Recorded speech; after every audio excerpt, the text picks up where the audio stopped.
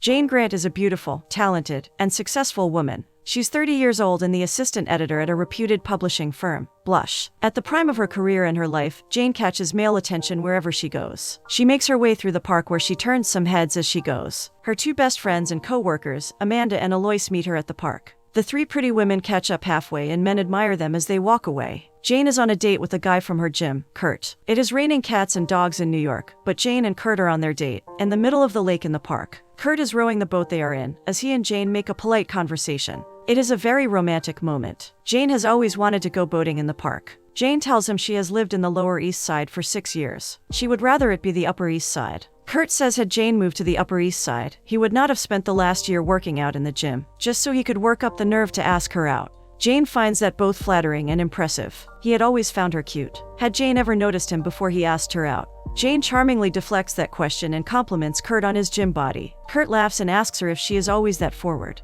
But no, Jane is never that forward. Kurt just has that effect on her, she confesses shyly. Jane is having a really good time on her date. Until Kurt says the one thing that will put off any self-respecting woman. When Jane offers to help him row, Kurt refuses, asking her to sit tight and look pretty. He does not find it hard to row with Jane on board, but he talks about the last girl he had taken out, who had weighed her side of the boat into the water. He makes fun of the big girl she had been. Kurt's comment completely weirds Jane out. She is so turned off by him that very instant.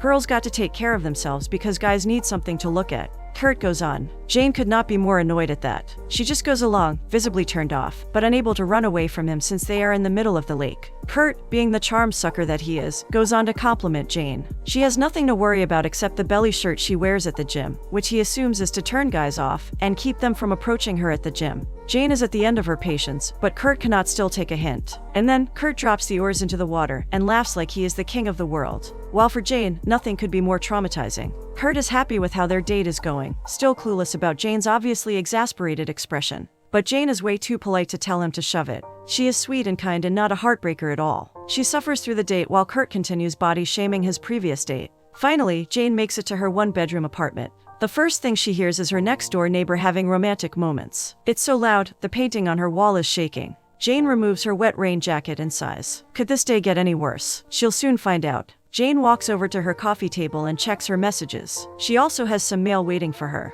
Jane opens the envelope and finds her cousin Dana's wedding invitation inside. She flips it and it says, Ms. Jane Grant and guest. Jane's sole focus goes on the word, guest, and she drops the invitation like it's on fire. That night Jane meets up with Alois and Amanda in an art gallery. They peruse the art pieces while Jane fills the girls in on Dana's vicious move. She has taken offense at the way Dana worded the invitation. Dana did it to mock her for being a single lady and having no date, while Dana being younger than her was getting married already. Jane has no one to bring to the wedding as her date, and it seems like a crisis that needs to be averted come hell or high water. Amanda enthusiastically offers to let the two girls set Jane up with a date. Jane exasperatedly says her dating days are over now. Alois counters by saying that Jane had one date and she broke up with her ex, Max, a year ago. It's about time she gets back into the field. Jane is done with dating random loser guys. Amanda doesn't remember what a nightmare dating used to be because she's married, and Alois is in a committed relationship with Serge. Jane is the only single woman with only a wide range of losers to choose from. The girls are in a restaurant and a super cute waiter serves them their dessert. The moment he's out of earshot, Amanda asks Jane what she thinks of him. Alois reminds her that he's just a waiter. Amanda thinks she is being a snob. Alois counters that Jane has standards, to which Jane straightforwardly replies that she doesn't. At this point, she'd take a toad to be her date if it could fit in a suit. But Jane is done dating. It's the worst thing ever. Alois steers the conversation, asking if the girls have heard about Natasha Lutley. She used to be Jane's classmate in junior high, who beat her for the class's vice president's position by just wearing a halter top, crushing young Jane's self-esteem in the process. Alois tells them their employers at Blush want to do an exclusive tell-all biography with her. Jane agrees it might be the story that would get Blush back in the running. Amanda is curious about Natasha's sudden fame. Jane tells her how the Nat was a small actress who would have never been noticed had it not been for her sensual scandal with a not-to-be-mentioned but extremely famous actor. He made her sign a non-disclosure and whatnot. While they were in the middle of having romantic moments, it's obviously so scandalous. No wonder Blush wants that exclusive. Jane feels all too jittery, but she isn't sure if it's from the mention of the Nat or her impending promotion that she might get on Monday. Jane is walking down the bullpen on Monday, filling the office assistant, Morgan, on things that need to be done. Morgan, being an annoying female, tells Jane with a saccharine smile that if she would have just done her work, Jane would have saved the others a lot of time. Jane is appalled at Morgan's reply, but she's also used to Morgan's annoyance. She walks into her office where her desk phone is ringing. Jane answers the call and it's her Aunt Anna, Dana's mother. Jane recognizes her instantly since her Aunt Anna was the one who raised Jane since she was a teenager. Anna has something particularly important to tell Jane. Jane gets worried, wondering if all is okay, when Anna tells her how she's found the nicest young man to set Jane up with. Jane rolls her eyes. She could not be less interested in being set up. She's given up on dating altogether. But Aunt Anna is relentless. She informs Jane that the man's name is Ethan Miles. He's in business school and a perfect gentleman. Jane sternly refuses, sticking by her earlier decision to be done with dating. Her aunt gets serious, saying how Jane had no significant other in her life now, and it will be embarrassing for her to show up alone at Dana's wedding. She urges Jane to consider Ethan. He's single and good-looking, and he's looking for a date to Dana's wedding too. Jane, who is convinced she wants nothing to do with the prospect of dating, after that colossal failure of a date with Kurt, refuses again. She's saved from Anna's relentless pressurizing when Morgan walks into her office and orders Jane to meet up with the boss. Jane takes deep breaths as she makes her way to William's office. She's hoping to talk to him about her promotion today. She looks up, and there he is. Her ex, Max Garrett. He works with her at the same company, and though they have broken up, Jane and Max seem to hold no grudges of any kind toward each other. Max pumps her up, saying Jane will be fine and that she just must be confident. Jane affirms she is. Max scoffs. She is shaking. When Max points that out, Jane tells him it's from nervous excitement. Max wishes her luck, and before they part ways, he advises her to not make her answers seem like questions because that makes her look tentative. Jane reminds him he is not her boyfriend anymore, so he does not get to be that honest. Max shakes his head, smiling. Jane enters William's office, confident to get that promotion. William rushes her to get and start her pitch. Jane is super nervous and jittery about this. She deserves it more than anyone else after 6 years of hard work at Blush Publishing. Jane goes on to explain why she should be promoted, but William cuts her off mid-sentence and asks Morgan for Natasha Nutley's press release. He reads it and asks Jane who wrote it. Jane did. He compliments her, and Jane is almost pleasantly surprised. William asks her to stop talking and assigns her Natasha's case. He wants Jane to oversee the Nutley memoir, Natasha's new book, since Jane already knows Natasha from school. Before Jane can even refuse, William assigns her to take Natasha to lunch. The success of this project is the only thing standing between Jane and the promotion she wants. William makes that clear. Jane is at the bistro trying to catch any waiter's attention, but to no avail. Suddenly, her cousin Dana spots her at the restaurant. Jane is pleasantly surprised to see Dana, who was there to have lunch with her caterer. Dana condescendingly asks Jane if she was having lunch by herself at the restaurant, but before Jane can quip a reply, Dana shushes her and rushes away. She has a million things to do since she's getting married at the Carlton. Dana's parting remark is a dig at how if Jane ever gets married, she'll see the kind of work it took to make it happen. Jane can only roll her eyes at that. She's used to such passing comments from people by now. She sits back down, and Natasha finally shows up. The two women sit down together. Jane wants to avoid small talk and get straight to the point with Natasha, but that woman has her own plans. She wouldn't let Jane breathe a word of work. She wants to catch up since they have not seen each other in 10 years. Natasha had never imagined she'd be working with Jane from Forest Hills. Jane says that she lives in Manhattan now. Natasha is amused. She lives in the Upper West Side with her boyfriend. Jane, on a whim, spurts a lie. She tells Natasha that she lives in the Upper East Side with her boyfriend, who is apparently a doctor. Jane's word vomit comes to an abrupt halt when Dana jumps in, screaming and scaring Jane when she sees Natasha. The two women hug each other. Back then, Natasha had been Dana's babysitter, and now she is excited to meet her again. Dana goes on about her upcoming wedding and her fiancé, who is an internet millionaire. He's sweet and sensitive and funny and gorgeous, but still a guy's guy. It is dizzying, the qualities she lists. Jane cannot help but roll her eyes at that. She also feels a little jealous cause here she is, a woman in her 30s, while her younger cousin gets married. Dana extends an invitation to Natasha to attend her wedding. Natasha is happy to hear that. She agrees in the spirit of getting to know Dana's fiancé and Jane's doctor boyfriend. Jane can only do so much to not facepalm herself right there. Dana wants to know why Jane never told her about this boyfriend. Jane replies, nervously so, that they've just met, to which Natasha reminds her how could that be if they're practically living together. Dana is not convinced. She remarks that considering Jane's sad dating life, this should have been the biggest news to share. And now Jane must find a date to bring to the wedding. Jane is shopping for Dana's wedding gift, looking through the registry but to no avail. She cannot find one single thing she wants to gift Dana. A charming salesperson, ridiculously cute, walks up to Jane, striking up a conversation about how long she's been at the gift hunt. The charming man, whose name Jane never asks, tells her he's been working at that store for a year, and he still doesn't understand why people register for gifts. Jane makes a joke that he deserves a medal for putting up with that job for a year, or counseling. He tells her it's just a temporary gig for him.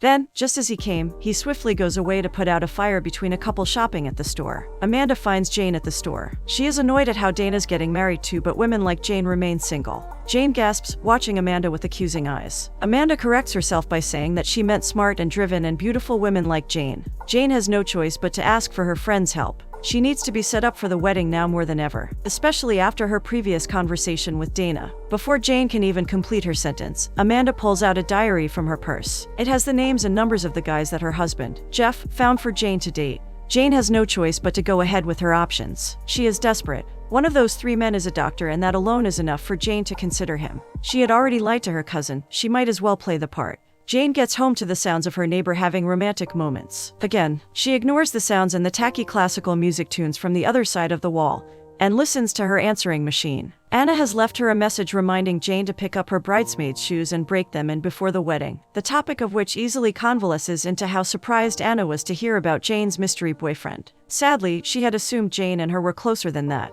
Jane sighs as Anna goes on to say that if stuff does not work with this new guy, Ethan is still up for grabs. There is someone at the door of Jane's apartment. Jane opens it and Alois enters. She's happy that they can now set Jane up. Jane sighs and then laughs. News travels fast here. Alois too has a man she wants to set Jane up with. His name is Grant. He's nice, funny, and cute. The only thing is, he might be a reformed alcoholic. Jane is already repulsed by the idea of it, but Alois reminds her that the wedding's in a month. Jane has no choice but to go in, because anything is better than facing her Aunt Anna and Dana's criticism. Alois decides to set up a dinner party. She tells Jane that she won't tell Grant it's a setup, and if she does not like him, Jane could just call it a day and leave. It's settled then. What would be in a string of terrible dates, Jane's first date is set. Not that Jane could be any less exasperated about it. The next morning at the office meeting, William announces a big project, the saddest memoir of Freddie Washington. It is a project the publishing company needs to desperately make work. He moves on to Jane, telling her that Marie Claire wants to run the excerpt of the first chapter of the Natalie Lutley memoir. Jane is happy to hear that, but the second William tells her Marie Claire wants to run it in September, Jane gets worried. It's not a lot of time, she says. William tells her that she will have to manage it and stay on top of this important project. Jane confidently assures him that she has this covered. Her boss needs the first chapter by Friday. Jane's phone rings, interrupting the meeting, and Jane assures William for the last time that she has it under control with Natalie and rushes out to answer the call. It's Kevin Adams, the guy from Jeff's office whom Amanda set her up with. He and Jane plan to meet for drinks the next day. He tells her he'll be in a gray shirt and jeans. The plan is finalized and Jane is kind of excited too. Alois hears the tail end of that conversation. But when Jane tells her they will meet for drinks the next day, Alois grunts. The drink date is so non-committal, and there's no guarantee it will even lead to dinner. Jane is not worried about that at all. Guy number 1, here she comes. Natasha is having an ad photo shoot when Jane shows up to discuss the plans for her book and inform her about the deadline for the first chapter. Natasha is excited to be writing a book, and when she finds out Marie Claire wants to do an excerpt on her first chapter, she's even happier. Jane reminds her the deadline is next Friday. She makes sure to repeat it just so Natasha gets it clear. Natasha pauses her photo shoot so that Jane and she can talk. Jane tells her to make a detailed outline for chapter 1 so that writing becomes easier. Natasha is not worried. She already has the first chapter started and going. She worked on it all night long after their previous meeting. Jane is impressed only until Natasha reads her what according to her is the whole first chapter. I was in the middle of screwing one of the most famous actors in show business when he hands me a legal document to sign. One whole sentence. Jane assesses the situation and tells Natasha that she must put in a lot of work since the deadline is this Friday. Natasha had assumed it was the next one. She seems worried too, but not for long. Before Jane can add anything more, Natasha's break gets over and she goes back to the photo shoot. Jane enters the bar, searching for a man in a gray shirt and jeans, but she can't see him. Kevin Adams comes up behind her and recognizes her. He's wearing a white shirt instead. Jane tells him she didn't recognize him because of that, but she knows why he did that. If he did not like her when she showed up, he could have just ghosted her. Jane does not seem to mind that. They order drinks, but Jane asks for water as well. Kevin gets defensive that Amanda never told him about the water as Jane's drink order. He does not want Jane to judge him for that and think he forgot about it. Jane assures him it's quite all right. The date begins, and the first thing Kevin says is how his ex Karen made him second-guess everything. He goes on to talk about how she dumped him, and Jane instantly appears a bit turned off by that. Talking about the ex on the first date, not a great move. But Jane, being Jane, gives him the benefit of the doubt. She tries to console him by telling him how she went through a breakup herself not too long ago. But Kevin keeps looking over her shoulder. When Jane catches him, he confesses that he's looking at his friend, Rick, who's sitting a few seats away. Apparently, according to this friend, Jane is a no-go for Kevin.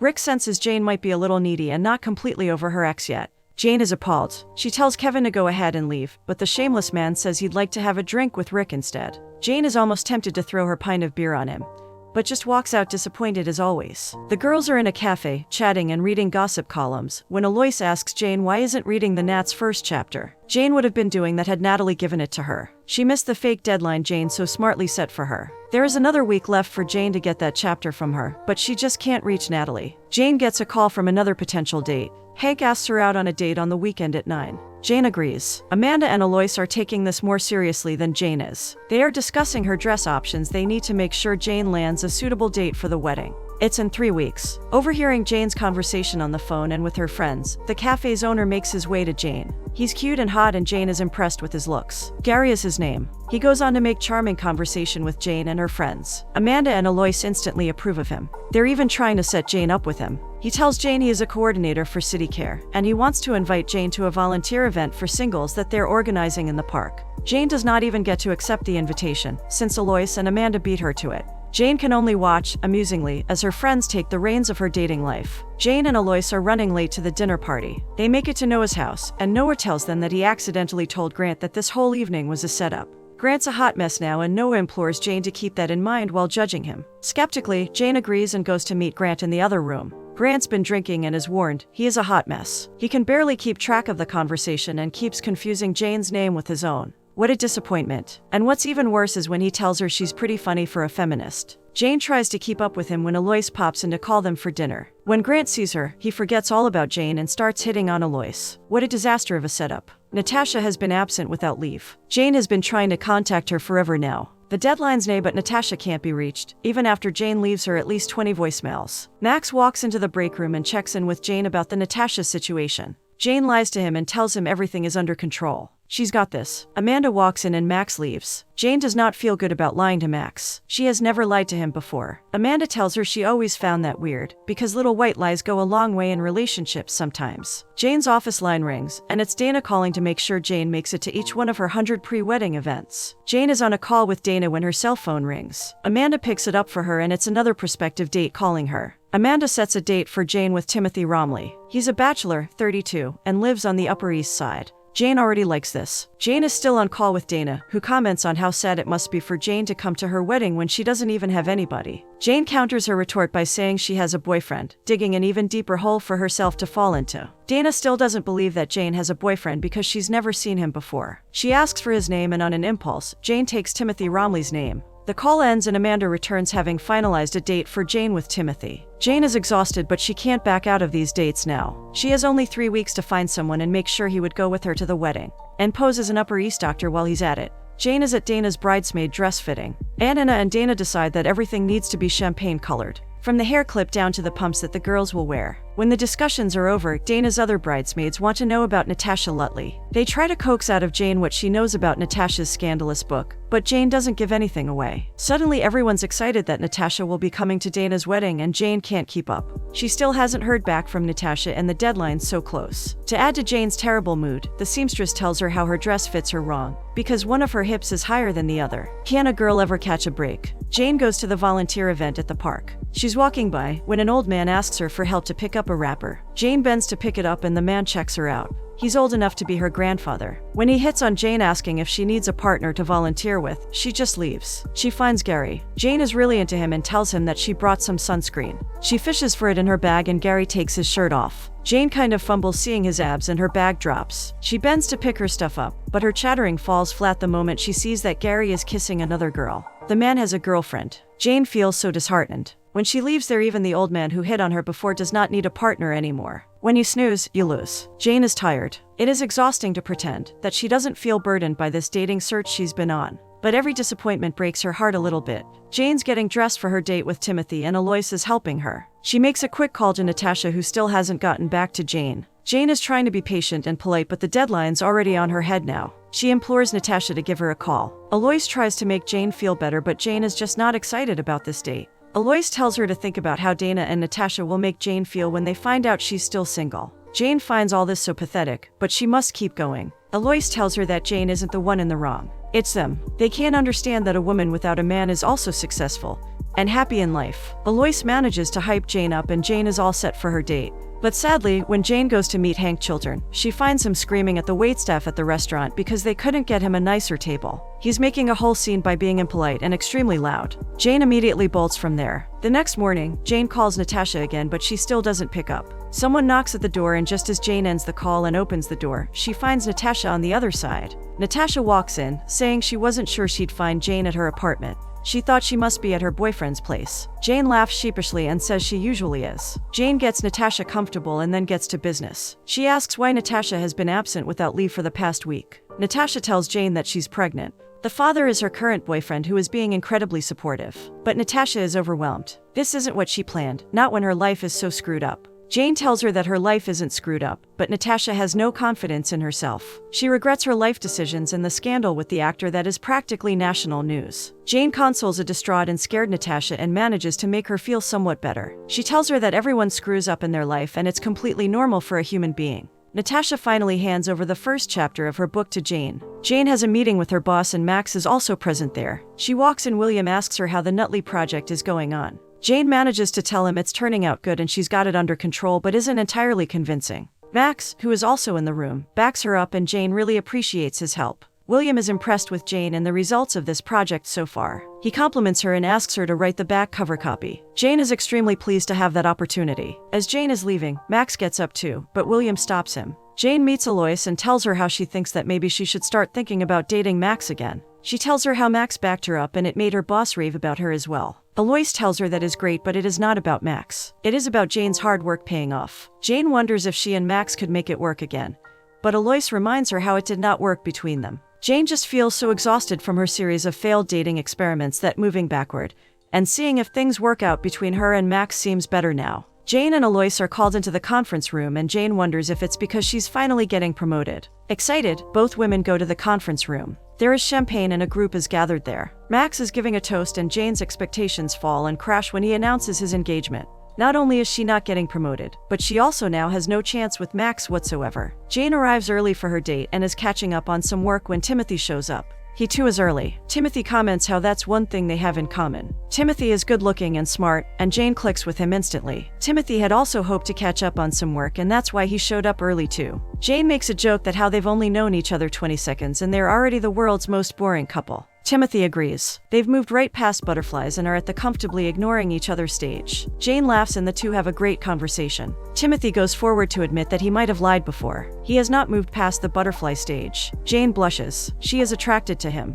The date goes well. Timothy convinces Jane to stay out late and catch a movie. The two of them walk through the park and joke around. Jane is feeling really good about this date, and from the looks of it, Timothy is too. The two kiss and sparks fly. The next morning, Jane wakes up in bed alone. Timothy is sitting at her small coffee table, eating cereal. He watches her wake up. Jane is all smiling when she sees him there. Timothy gets in bed with her, and Jane puts her head on his chest. He tells her he wanted to make her breakfast in bed, but all he could find in Jane's kitchen was popcorn. Timothy doesn't usually do this on the first date, and knowing that brings an even wider smile to Jane's face. The two fall back in bed again, kissing and giggling. Jane is out with Alois and Amanda. She's walking with purpose, reading the script, but Amanda wants to know how it went with Timothy the night before. Jane tells the girls that the date went really well and that Timothy is a really great guy. She has a good feeling about this, and he's a doctor, so he totally fits the lie. Jane is back to shopping for Dana. She still hasn't picked a gift for her. She is dressed in a sailor costume with a navy blue beret on her head. It's the theme for the bridal shower. Someone laughs and Jane spots that cute salesman from the last night.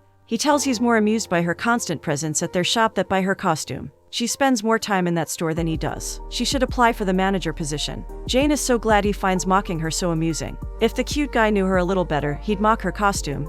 He tells her, it's a themed bridal shower. What's a girl to do? Jane tells him she's so over registries when he offers to check it for her. She thinks just because someone's getting married, they get to ask people for gifts. The guy suggests to Jane that she should buy something for her instead and register for her 30th birthday. He suggests she buy champagne glasses for herself and manages to convince Jane. She tells him he is a good salesperson. Jane finally makes it to Dana's bridal shower, and Natasha is there too. She's the center of everyone's attention, being a Hollywood star. Dana tells Jane that she heard about Max and his engagement. Natasha did not know that Max was Jane's ex. Jane just wants this conversation to be over. She smiles and tells them that she wishes the best for Max and nothing else. Dana tells her it's a good thing that Jane has Timothy, and Jane agrees. She feels incredibly lucky to have him in her life. Her aunt is looking forward to meeting Timothy at the wedding, but she makes sure to tell Jane that if things don't work out, Ethan Miles is still available. Jane excuses herself to get another piece of crepes, and while she's leaving, Dana comments on how she still needs to fit into her bridesmaid dress. Jane isn't feeling particularly good about herself after that conversation.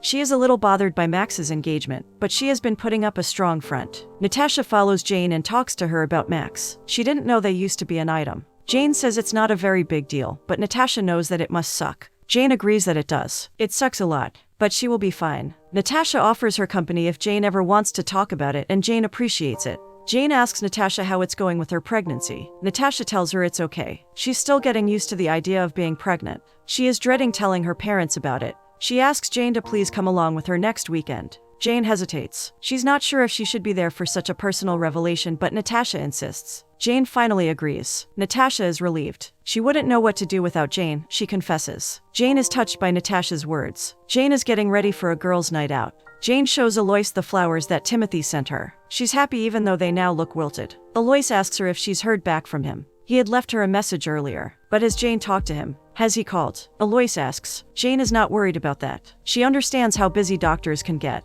Alois does not trust a guy who's too busy for a conversation, but Jane's wearing her rose-colored glasses and won't hear any criticism for Timothy. The girls are at the club. They're drinking and having fun conversations when Jane admits that she might be seeing someone. Alois does not think Timothy is interested in Jane though, since he could not take 5 minutes aside to call her. They haven't even met again after that first date. Jane trusts that Timothy is busy, as how all doctors are. With the wedding just a week away, Jane is feeling good about this. It's not about the wedding date anymore. She genuinely likes Timothy. The girls are at the bar getting drinks when Jane spots a familiar face in the crowd. It's Timothy. Jane's heart stops. He's having a drink with another girl when Jane sees him. She can feel her heart break. Amanda catches Jane's expression fall. Amanda takes Jane's hand and leads her out of the club. Timothy notices Jane and calls her name. Jane keeps on walking. She's outside with Amanda and Alois taking her away when Timothy calls her again. He just wants to talk. Alois tells Jane that the girls will be right there. Jane turns to look at Timothy and she's just so disappointed. Timothy tells her he wasn't lying about things being crazy at the hospital, and that he thought it'd be easier for him to go out with someone who could relate better. It's just the timing.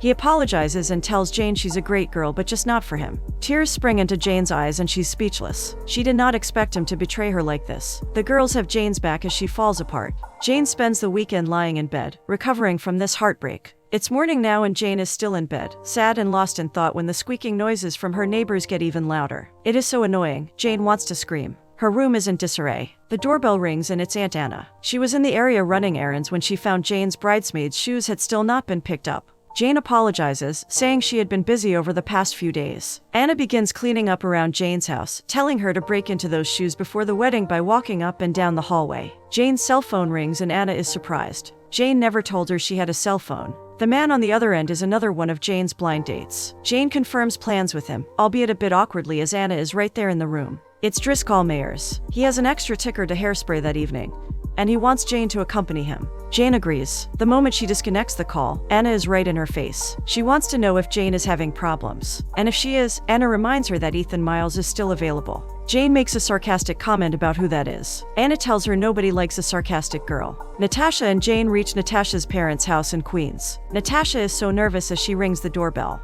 Natasha's mom opens the door. The stern woman ignores Natasha's greeting and looks straight at Jane, telling how it was nice to see her and how great she looks. Jane can sense the hostility between the mother-daughter but weathers the discomfort. Mrs. Lutley invites them in. Mr. Lutley is nowhere to be seen. Mrs. Lutley congratulates Jane on her cousin's wedding. The woman praises Dana, but Jane tells her how she must be proud of her daughter. She's a terrific actress and now a wonderful writer too. But Mrs. Lutley is a hard nut to crack. She's completely ignoring Natasha's presence in the room. Natasha feels so sad about it. Tears are waiting to fall down her face as she keeps herself composed. Instead of agreeing with Jane, the woman goes on to praise Jane for being a wonderful editor and credits her for Natasha's success. Natasha tells her mother that she knows her father will not come back home until she leaves. Mrs. Lutley tells Natasha that it's not her father's fault. Natasha wanted to share some exciting news with them both, but since her father won't even see her, she just tells her mother that she was pregnant. The first thing Mrs. Lutley asks her is who the father is. It's Sam, Natasha's boyfriend whom she lives with. Mrs. Lutley says she only asked because they never know what's going on with Natasha. She doesn't even have a ring on her finger and she's pregnant, so who knows whose child she's carrying.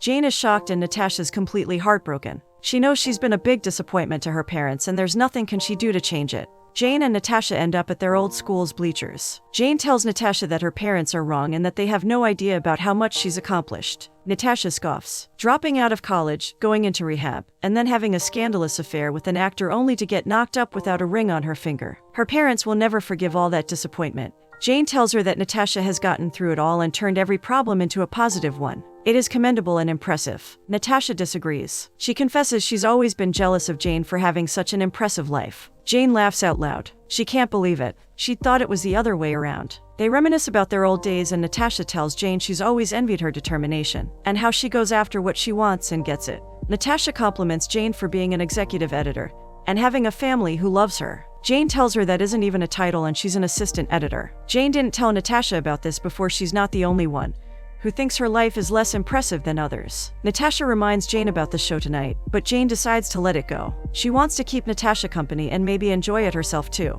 The two strike a camaraderie and Jane, surprisingly, likes it. Dana's bachelorette party is at a spa. All the girls are in soft robes while Jane is late. Jane rushes in from work. Anna shows her to a seat to get her toes and fingers done. Jane has brought her nail polish, but one of Dana's friends tells her they're all getting the same color done, Precious Peach. It matches the champagne color of their dresses. Jane decides to use the color she brought on her toes, but the girl stresses how everyone is getting the same color on their toes and nails. Jane doesn't understand why she has to wear it on her toes too if she's going to wear pumps. Her toes will be covered. Anna chides Jane to not be so difficult and just get what everyone is getting. Dana wants Precious Peach, so everyone has to get it. When Jane gets married, she can decide what she wants. Jane agrees, but she's annoyed at how this is turning out to be. Dana sits across from Jane and is excited that she's finally going to meet the mysterious Timothy. Jane's face twists. She tells Dana Timothy will not be able to make it because he's on call that day. Dana gets immediately annoyed by that. Her aunt comments that this wouldn't have happened had Jane just chosen to go with Ethan Miles. Dana is angry that Jane RSVP'd for Timothy when he could not make it.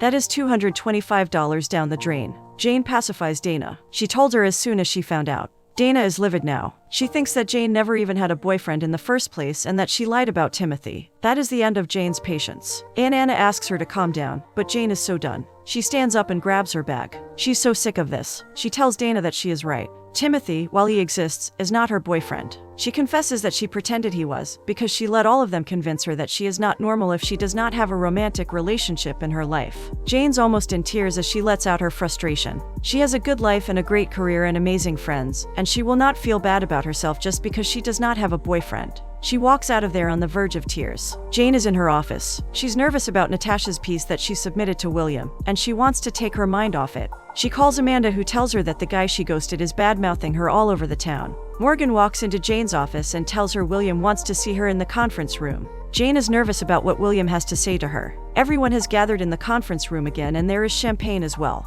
That is when William announces Jane's promotion. Cheers break out in the room, and everyone congratulates Jane. Jane is over the top. Max tells her that no one deserves this more than Jane does, and Jane agrees. Jane gets home that night. She is alone and she takes out her brand new champagne glasses, celebrating in solitude. She thinks of that salesman who convinced her to buy those glasses and smiles. Jane forgot to break into her new shoes and it's the morning of the wedding. She has only a few hours to do so. Jane is on a call with her Aunt Anna and she assures her that everything will be great. She has already talked to Dana and apologized for her outburst the other day, and everything is good now. Jane walks up and down her hallway, breaking into her new shoes, and it hurts. Her next-door neighbor opens his door and it's the first time Jane has met him. Jane shakes hands with him, introducing herself. The man's name is Archibald. Jane is surprised to hear such a rare name. He's a skinny bald man, but what shocks Jane the most is when his girlfriend steps out the door. She's taller than most models. Skinny, blonde, and attractive. Good for Archibald. Alois and Amanda show up at Jane's place with coffee and a gift for Jane to get her through the day. It's a champagne-colored flask to keep Jane company at the wedding.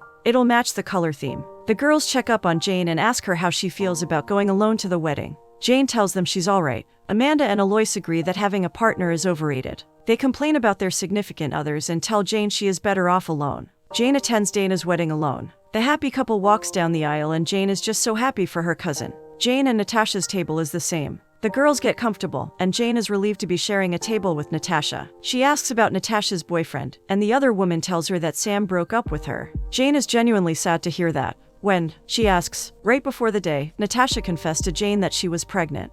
Jane feels awful, but she commends Natasha for the way she is handling things. Natasha asks about Timothy, and now it's Jane's turn to come clean. The happy couple gives a toast and invites all couples to dance with them. As Jane watches everyone dance, she cannot help but feel just a little left out. She's happy that she decided to fly solo, but she can't deny the longing she feels. She watches the dancing couples with wistfulness when a man comes up to her. And as fate would have it was the cute salesman she met every time she went to buy Dana a gift. Jane remembers him well. The charming man asks Jane for a dance, but are they allowed? Dana only invited couples. The cute says it's a technical issue, but he can't take the humiliation of being the only guy not dancing with a girl on his arm. Jane relates to that. She agrees to dance with him. The cute guy and Jane dance so much that they get tired and thirsty. The man asks Jane if she'd like water and Jane tells him to bring him a vodka martini instead. The guy laughs and leaves to get the ladies' drink. At her table, Natasha is grinning at Jane. She's happy for her. Natasha leaves, leaving Jane to have some alone time with that guy. Anna corners Jane and tells her she's so happy that Jane has been dancing with Ethan Miles all night. Jane is confused. He's the same guy her aunt had been trying to set her up with all this time. What are the chances that they met at a wedding registry store only to end up dancing together at Dana's wedding? Ethan returns with Jane's drink and the two get back to dancing and having the time of their lives. 6 months later, Jane and Ethan are walking together in the park. Ethan has his arm around Jane's shoulder as Jane narrates Natasha's book to him. Jane asks how he liked it and Ethan replies yes, though he hesitates at first. The two look so happy together on their date. They laugh and kiss and Jane has never been happier. On another date, Jane and Ethan are at the lake in the park chatting away and being cute with each other. Jane asks him to let her row the boat for a while. Ethan reminds her that their hour is almost up and they should head back. Jane grins, her face full of mischief, and drops the one oar into the water on purpose. The two lean into each other and kiss.